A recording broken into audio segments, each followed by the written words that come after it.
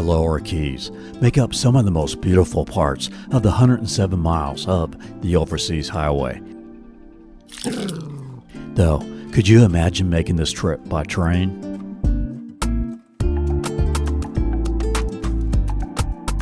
Across the Bahia Honda Channel, there stands an engineering marvel of its day, of what helped to create Florida what it is today, Henry Flagler's Overseas Railroad. Today, over 5 million people visit the Florida Keys by plane, by car, by boat, or jet ski. But there was a time when the railroad was the main way to get to Florida's largest city, Key West. And it was here, in the lower Keys, that Henry Flagler's Overseas Railroad faced its greatest challenges. We started in Key Largo. Then last week showed Islamorada. Next week will be Key West and the Dry Tortugas. In this, part 3 of our Florida Keys series, we'll take you across 18 keys as we travel down the Overseas Highway to Marathon and the Lower Keys. We'll start on Long Key, show a wakeboarding and water park on Grassy Key, take you inside of aquarium encounters, see the nature and wildlife at Crane Point Hammock Park, bike the old 7-mile bridge.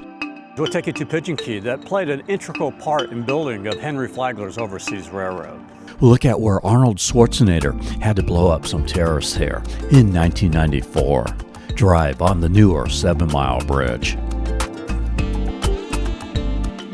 Talk about a tree named Fred on Bahia Honda Key. Take you to one of Florida's best state parks. Showing the cabins and RV campground.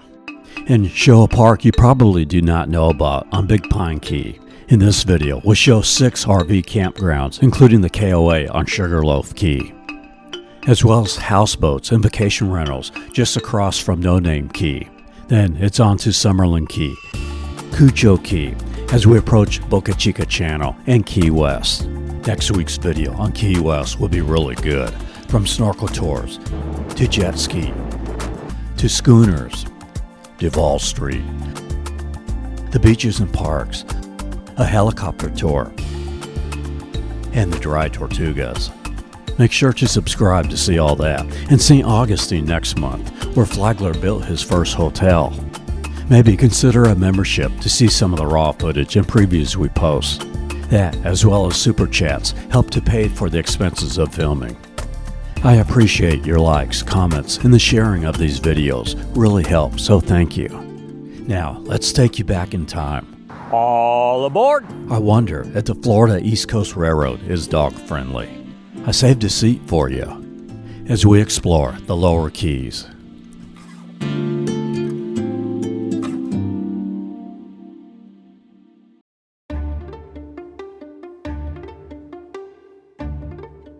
Before Walter Disney was born, there was another man who had the vision of Florida's potential for tourism. Henry Flagler, who built the Overseas Railroad. He was the Elon Musk of his day. When Flagler first thought of his Key West extension in the 1890s, wasn't much happening in the Keys, or really in Florida, other than Key West, which at the time was Florida's largest city. Miami only had under 1,000 people.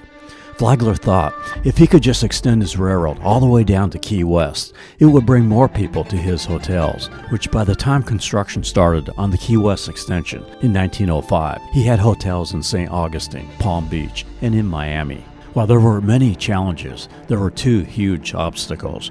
First, the 7 miles of water between Knights Key, that's Marathon, and Little Duck Key.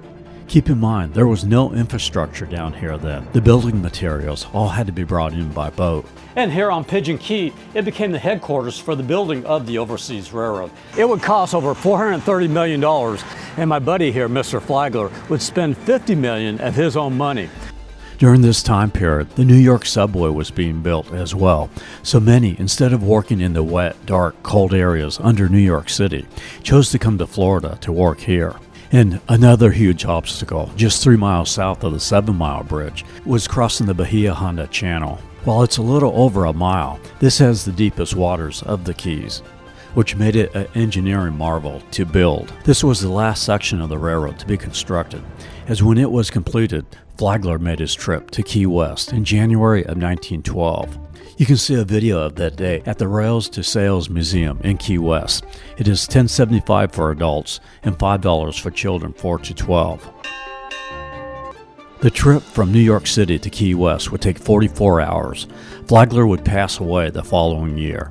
While passenger service was great, the Florida East Coast Railroad never received the freight service that Flagler had expected, and the Great Depression eventually caused this railroad to go bankrupt in 1931. It was here at Craig Key where the Labor Day hurricane of 1935 struck, the most intense hurricane to ever strike the U.S. Recently, Hurricane Melissa, which struck Jamaica in 2025, was very similar. Both storms had sustained 185-mile-an-hour winds at landfall. That's devastation. The railroad, already in financial trouble, just could not rebuild. The Key West extension of the railroad was sold for $640,000 to the state of Florida. Not much compared to the $50 million that Flagler used to build it. 3 years later, Florida built the original overseas highway, much of it right over the railroad route. After the railroad ended, this became a rest area for the overseas highway, with cottages on the island that people could stay at, like this. On the top of the Bahia Honda Bridge, you can still see the asphalt from that original overseas highway. In 1982, the new overseas highway opened, and many of those 37 bridges that were replaced are now fishing piers and bike paths. With all the technology of today, it shows what an amazing feat it was that there is still not a railroad rebuilt to Key West. Come on, Elon or Brightline, let's see if we can get a train down here.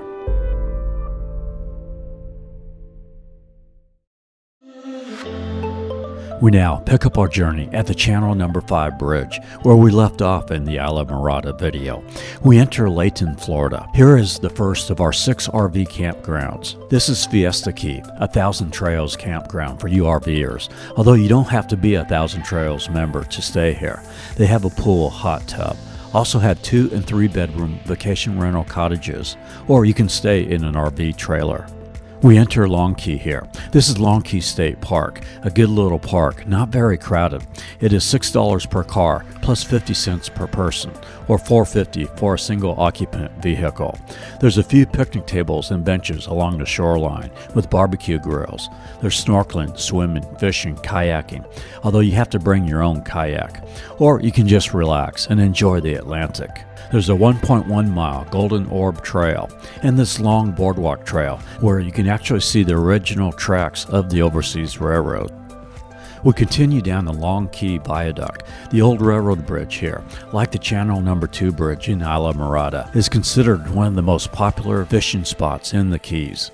At 2.5 miles long, this is the second longest bridge in the Keys, only behind the 7-mile bridge.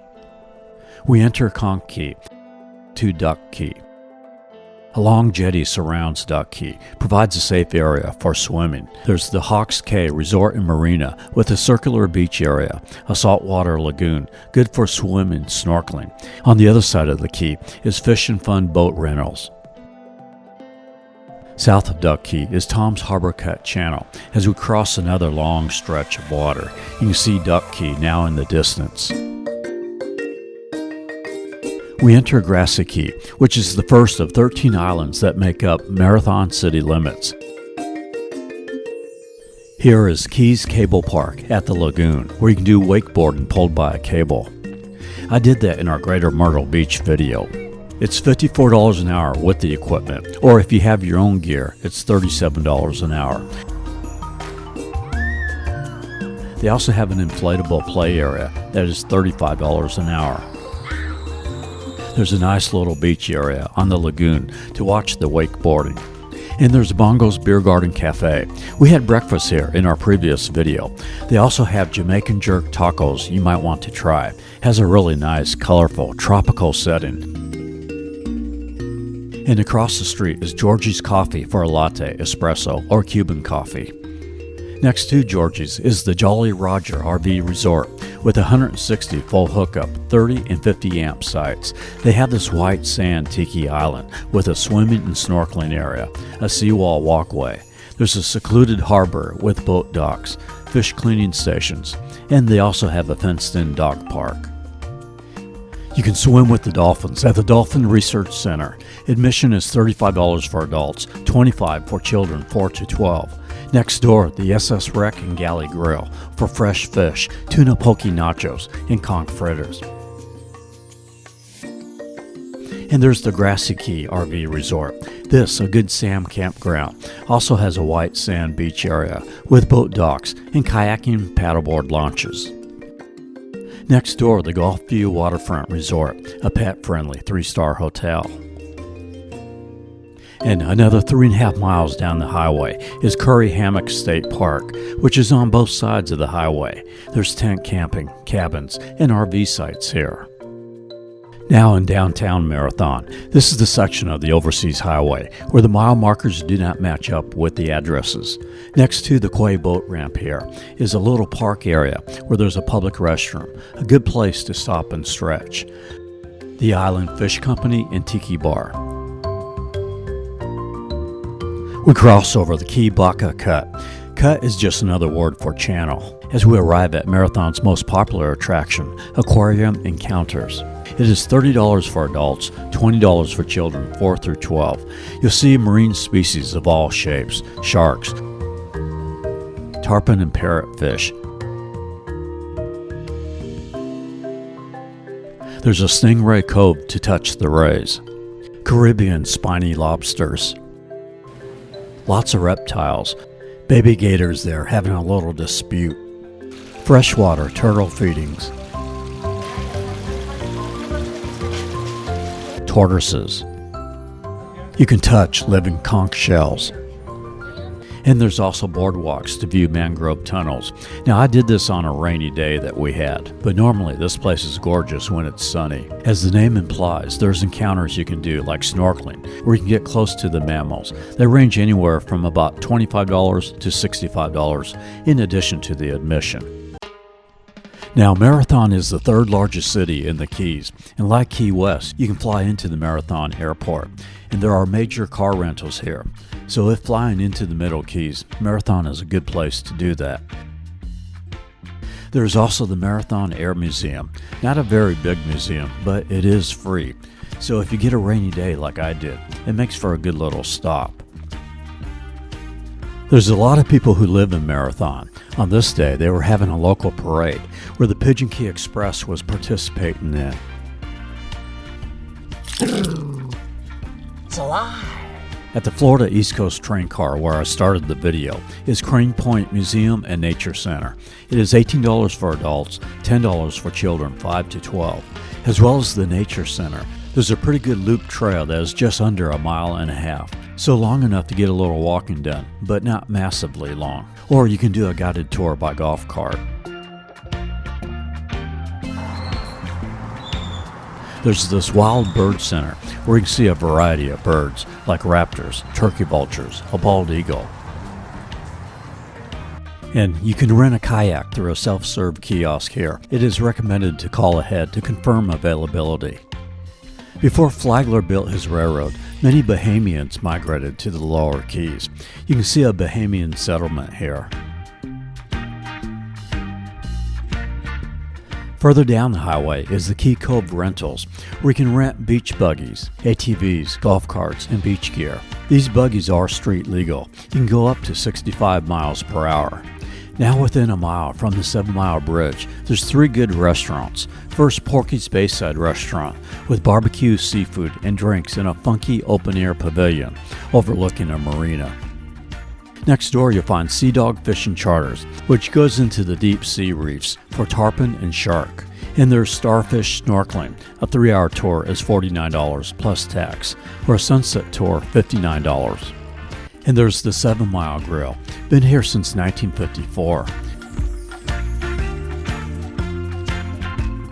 We're going to eat at the Sunset Grill and Raw Bar, which is right at the 7 Mile Bridge. This is an informal bistro with a pool and seafood dishes. True to its name, had a great sunset on this night. Their food is a little on the pricey side, but I guess you are paying for the atmosphere. I'm having Hogfish Oscar. His baked hog snapper with blue crab and broccolini was great. and they are dog friendly.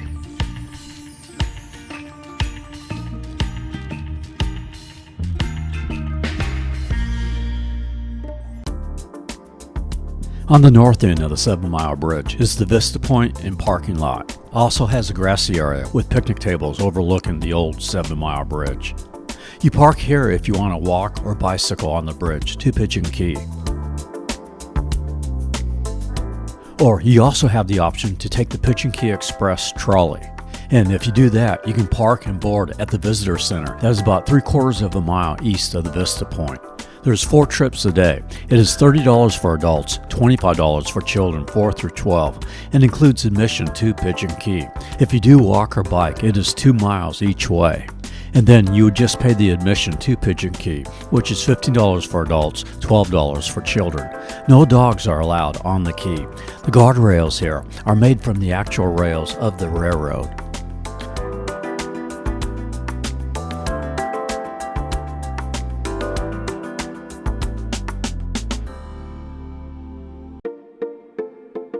On the key, they have this pool of nurse sharks, and they feed the sharks twice a day in the afternoon.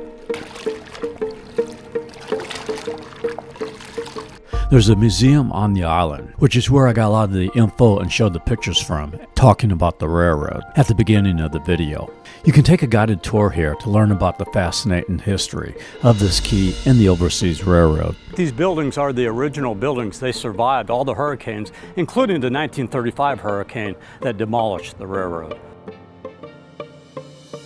So this bridge dead ends here. Thanks to Arnold Schwarzenegger, who called for the Marines to blow up some terrorists here in 1994 in the movie True Lies. You can still see the damage from that explosion. Actually, the break in the bridge used for filming was where the old swing span used to be, and now those other breaks are the result of hurricane damage. So we drive over the new bridge and then bicycle back to the second break.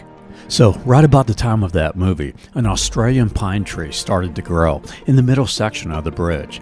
The people of Marathon have affectionately named him Fred.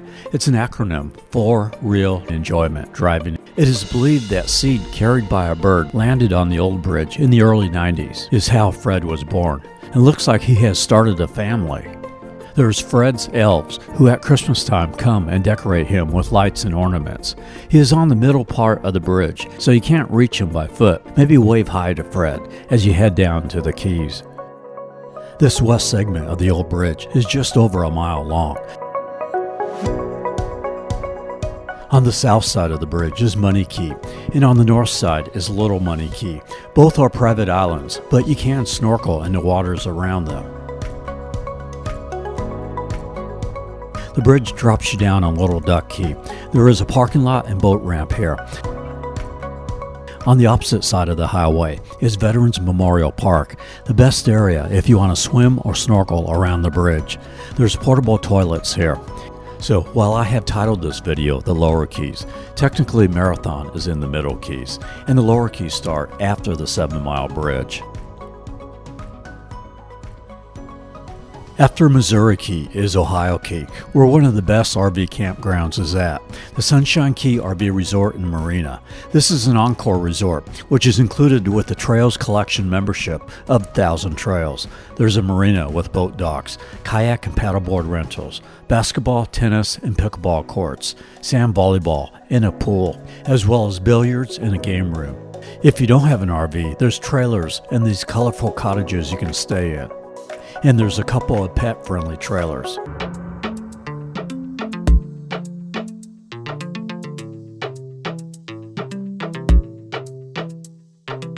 We now enter Bahia Honda Key. The water is just incredibly colorful. You can see the Bahia Honda Railroad Bridge in the distance. Bahia Honda State Park encompasses the whole key. This is, in my opinion, ranks among the 4 best state parks in Florida.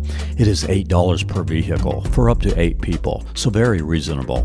One of the reasons I rate this so highly is the swimming and snorkeling. It offers, I think, the best snorkeling near shore, as just a few hundred feet from the shore there are soft corals, in small coral heads, tropical fish, and queen conchs. The calm, shallow waters make it ideal for swimming. And you can view the amazing railroad bridge, a standing remnant of Flagler's Railroad. The Loggerhead Beach faces the Atlantic, and the Calusa Beach faces the bridges. Now, if you do want to snorkel further offshore, the park does offer boat snorkeling trips to nearby Long Key National Marine Sanctuary. And there's kayak rentals you can do. Dogs are allowed in the park and campgrounds, but not allowed on the beach or in the water, other than service dogs. Another great reason for a Kurgle dog backpack. There's also lots of options for lodging here. There's 3 campgrounds. For RVs, the Buttonwood and Sandspur campgrounds, which have electricity. And there's the Bayside campground with primitive campsites for tents. You also have these nice, deluxe 2-bedroom cabins that face the bay with full kitchen, linens, and cooking utensils. Cabin number 2 has a wheelchair lift. Pets not permitted in the cabins though. We crossed the Bahia Honda Channel, now just another 37 miles to mile 0, although maybe 33 miles to Key West, as mile 0 is about 4 miles into the island.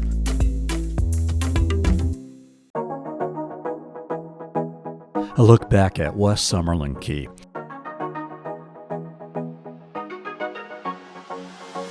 We crossed the Spanish Harbor Channel to Big Pine Key. At mile marker 33 is Big Pine Key RV Park with lots of amenities, including a boat launch ramp and an elevated pool deck.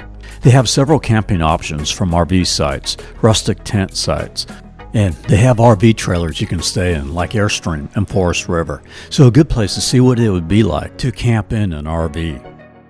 We are going to take a little 3-mile detour off the Overseas Highway towards No Name Key, which sits across the bridge from Big Pine Key. How about some lodging right on the water? Well, here you have the old wooden bridge cottages and marina, where they have these floating cottages and cabins with a fully equipped kitchen, living room, and 1 or 2 bedrooms. There's kayak and boat rentals at the marina. Across the street, they also have more traditional vacation rentals. You can book at Booking.com or Expedia. And within walking distance is the historic No Name Pub, started back in 1936 on the east end of Big Pine Key. I have another nice stop for you probably are not aware of. It's the Pine Channel Nature Park. This is a well-maintained little nature park with tiki hut picnic pavilions, a kayak launch, boardwalks, and an elevated viewing deck. There's a little nature trail here. This is a historic mile marker from the Overseas Railroad. Big Pine Key is really where you get into more wildlife that you don't see in the upper keys, like key deer. Bailey was very intrigued by a green iguana she saw. Across the highway from the Pine Channel Nature Park is Captain Hook's Marina and Dive Center. They have very reasonable rates for snorkel trips to Marathon Reef, as well as sunset cruises in Marathon. And for military, they offer a free snorkel trip for vets on Veterans Day.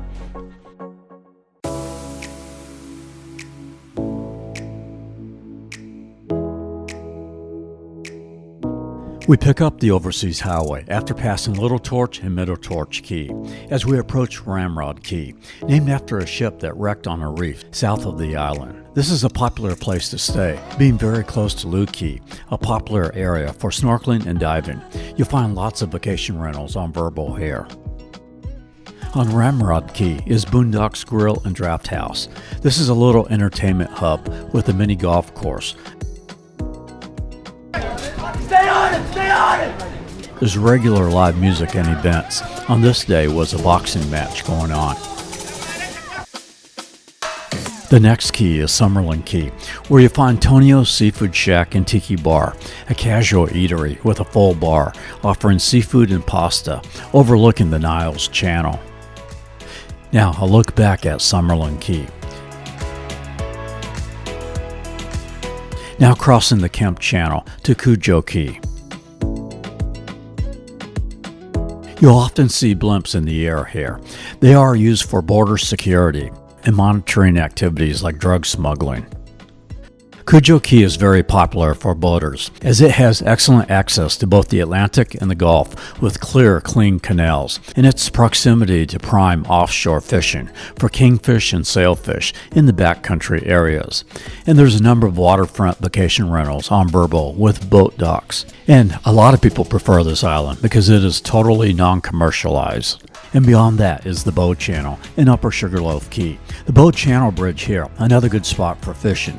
Pretty much from the Niles Channel to Lower Sugarloaf Key, the fishing piers have no breaks in them. So you have about 9 miles of the Heritage Trail where you can bike across the old bridges. On Upper Sugarloaf Key here is a KOA, which is a 30-minute drive to Key West. There's a private beach shoreline with an inflatable play area, a full-service marina with boat, bicycle, golf cart, and paddleboard rentals, a hot tub as well as a pool. The typical full hookup RV sites you normally get with a KOA. And for non-RVers, the pet-friendly Sugarloaf Key Hotel on property, allowing guests to enjoy all the campground amenities. It is a $75 per stay pet fee. And just across the highway is Mangrove Mama's Restaurant and Lounge. How about some calypso music as we get close to Key West? Come follow me and you will see a tin cabin in the wood. It's a getaway where lovers play like only lovers could. There is a bamboo bungalow deep in the jungle, don't you know? Where all the people can let go to the sweet sound of calypso. Lower Sugarloaf Key is a longer, narrow island that jets way out 3 miles into the Atlantic, where you can experience the Bahamian-like waters of Sugarloaf Beach. Now, a look at Lower Sugarloaf Channel. We arrive at the Saddle Bunch Keys. We are in Key West city limits now, but still about 10 miles from the island of Key West. The Saddle Bunch Keys are a series of mangrove islands between Lower Sugarloaf and Shark Key, between mile markers 15 and 11. Now leave your woe and the world you know behind you at the door.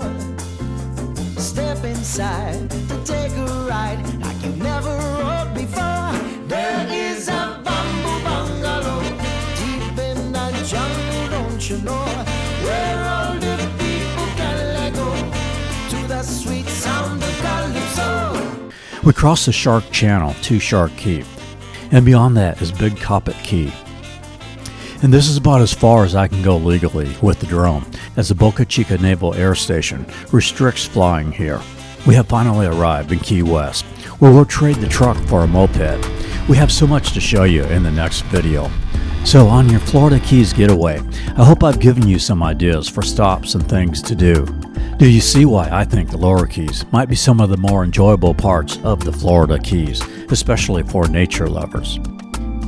I've listed all the places featured in this video in the description, which you might find helpful as you plan your Florida Keys getaway.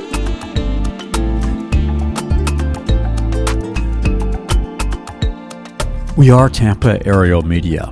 If you have a vacation-related business you would like to be featured on a video, contact me at info@tampaaerialmedia.com.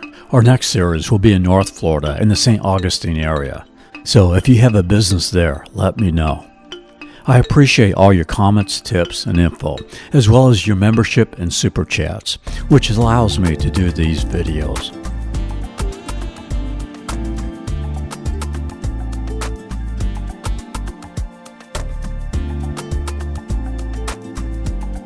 From the Lower Keys, I wish blessings to you wherever you may be. See you next week in the Conch Republic.